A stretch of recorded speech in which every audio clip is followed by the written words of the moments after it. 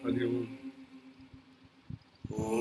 स्वर योग साधना का ये 5वां भाग है।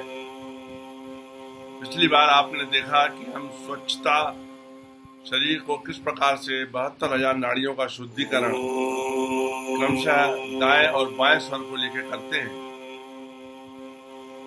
जैसा कि हमको मालूम है कि इड़ा, पिंगला और सुषुम्ना दाएं स्वर से आप देखेंगे कि सूर्य नाड़ी, बाएं में चंद्र नाड़ी।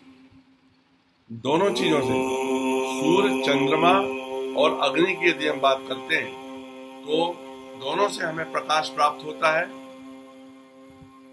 एक कोल्ड इमिशन ऑफ लाइट है, एक हॉट इमिशन ऑफ लाइट है।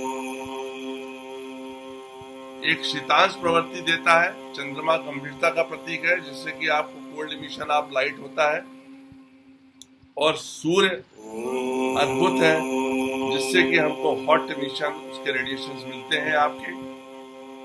यहाँ पे आपको देखना है, जैसा कि हम लगातार चर्चा कर रहे हैं, इड़ा अथवा चंद्र नाड़ी बाएं नासारंध्र से श्वास के प्रवाह से पहचानी जाती है, और पिंगला अथवा सूर्य नाड़ी दाई नासारंध्र से श्वास के प्रवाह से पहचानी जाती है। ये दोनों नाड़ी बारी बारी से कार्य करती हैं।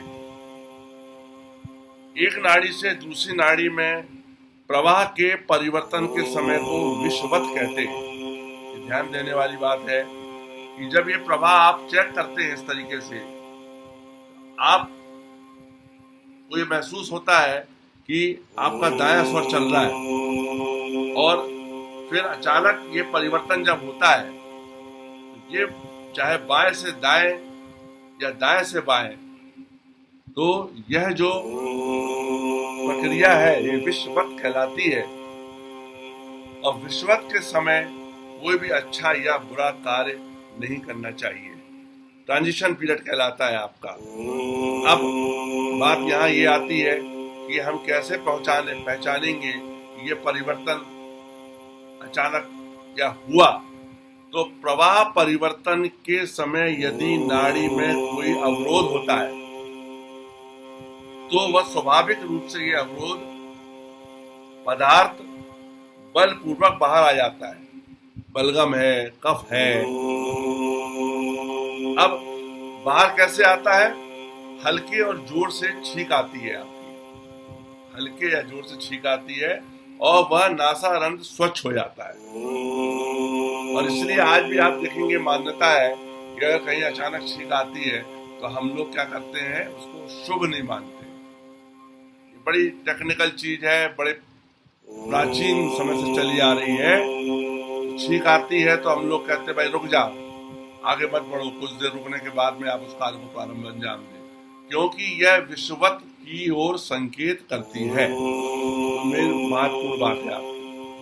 तो यहाँ पे आपने क्या देखा कि आपने किस प्रकार से श्वास की गति को पहचाना, और एक जो प्रकाशन सामने आया है कि यदि सांस की गति, सांस के प्रवाह में बायां से दायां, सूर्य नाड़ी से चंद्र नाड़ी या चंद्र नाड़ी से सूर्य नाड़ी में परिवर्तन होता है, तो अचानक हमको जो है अवरोध पैदा होता है, और अवरोध पैदा होते समय हमको जम के छींक आती है, और छींक आने से जो विषवत की स्थिति है वहां हमको थोड़ा सा विश्राम की स्थिति में आना है। जो कार्य हम कर रहे हैं उस समय के लिए हमको रुकना पड़ता है, क्योंकि वह शुभ संकेत नहीं होता। दोनों नाड़ियों में से प्रत्येक बारी बारी से 1-1 घंटा अथवा 2.5 घंटिका तक कार्य करती है। यह क्रम सूर्योदय से आपका प्रारंभ होता है। तो इस प्रकार से आप देख रहे हैं यहाँ पे जो जानकारी आपको दी गई और जो आपका अभ्यास है वो किस प्रकार से हमको यहाँ देखना है। इड़ा और पिंगला संवेदना की कड़ियां नहीं है। भौतिक शरीर में ये प्रायोगिक रूप से बाईं और दाईं संवेदनात्मक श्रृंखलाओं के सदृश है। ये बड़ी महत्वपूर्ण बात थी। एक बात और है कि इड़ा जो है, इड़ा नाड़ी दाहिने अंडकोश से तथा पिंगला बाएं अंडकोश से प्रारंभ होती है। ये मूलाधार में जाकर सुषुम्ना से मिलती है। आपको मालूम है मूलाधार क्या है? एनस का जो सबसे 1.5 इंच अंदर जो चीज है वो आपकी मूलाधार कहलाती है, और एक ग्रंथि बनाती है, और इन तीनों नाड़ियों के मिलन स्थल को मुक्ता त्रिवेणी कहा जाता है। गंगा, यमुना और सरस्वती क्रमशः पिंगला, इड़ा और सुषुम्ना से मिलती हैं। इनके मिलन स्थल को ब्रह्म ग्रंथि कहा जाता है। ये अनाहत चक्र देखिएगा, ये इस प्रकार से नीचे मिली, फिर ये इस प्रकार से होके जाती हैं। अनाहत चक्र की हम बात कर रहे हैं आपकी, जो कभी आहत नहीं होता, तथा ये फिर यहाँ पर फिर घूम के आती है और ये आज्ञा चक्र में मिलती है। इस प्रकार से आपने देखा कि नाड़ियां किस प्रकार से प्रारंभ होती हैं। ये क्रॉस करती हुई, ये इस प्रकार से क्रॉस करती हुई आपकी चलती हैं और उनका मिलन स्थान होता है। आगे मैं इसके बारे में आपको विधिवत चर्चा करूंगा कि सुषुम्ना की स्थिति क्या होगी, इड़ा में प्राण प्रवाह की दिशा को कैसे परिवर्तन करते हैं। हरि ओम।